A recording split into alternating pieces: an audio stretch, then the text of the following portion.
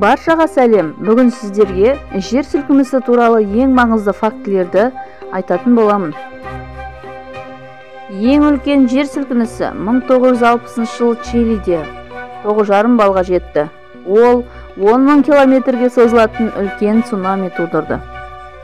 2011 жылы Жапония маңындағы жер сілкінісі жердің айналу жылдамдығын арттырып, күнді 1,8 микросекундқа қысқартты.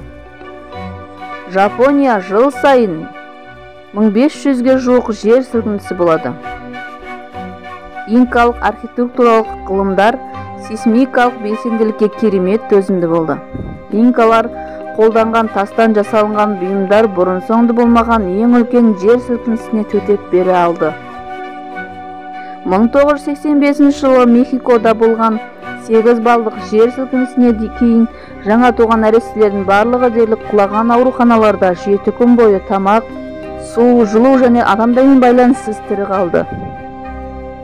1985 жылы Мехикода болған 8 балдық жер сілкінісінен көп адам зардап шекті. 1811 жылы 16 желтоқсанда болған жер сілкінісі Миссисипи өзенінің ағысын басқа бағытқа қысқа мерзімге ауыстырды. Эвересттің биіктігі 2015 жылы Непалда болған жер сілкінісінен кейін 2,5 сантиметрге төмендеді.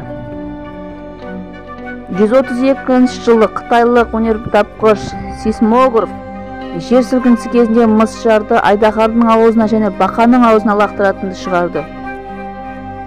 Жыл сайын шамамен 50.000-ға жуық жер бетінде анық жер сілкінісі болады екен. Олардың 100.000-ға жуығы жер сілкінісі, ал 100.000-ға жуығы ірі зиян келтіреді. Орта есеппен жер сілкінісі шамамен 1 минутта созылады. Жер сілкінісі суды алтынға айналдыруы мүмкін екен. Жер сілкінісі 1945 жылы Хиросима ядролық бомбасы құлаған кезде бөлінетін энергиядан 100-деген есе артық энергия шығара алды. Жер сілкінісі негізгі жер сілкінісінен бірнеше жылдан кейін де болуы мүмкін. Жер бетіндегі ірі жер сілкіністерінің шамамен 80% Тынық мұхитындағы көптеген тектоникалық плиталар тоғысқан және тау тәрізді аймақ от сақинасының маңында болды. Екінші күш жер асты дүмпуі жерорта теңізі бүктелген белдеулі де аталады. Оған Түркия, Үндістан, Пәкістан сияқты елдер кіреді екен. Жерорта теңізінің шығысындағы 1201 жер сілкінісі тарихтағы ең қайғылы оқиға болып, 1 миллион адамның өмірін қиды. Ғалымдар жануарлар үлкен жер сілкінісіне дейін әлсіз діріл сезінеді деп санайды.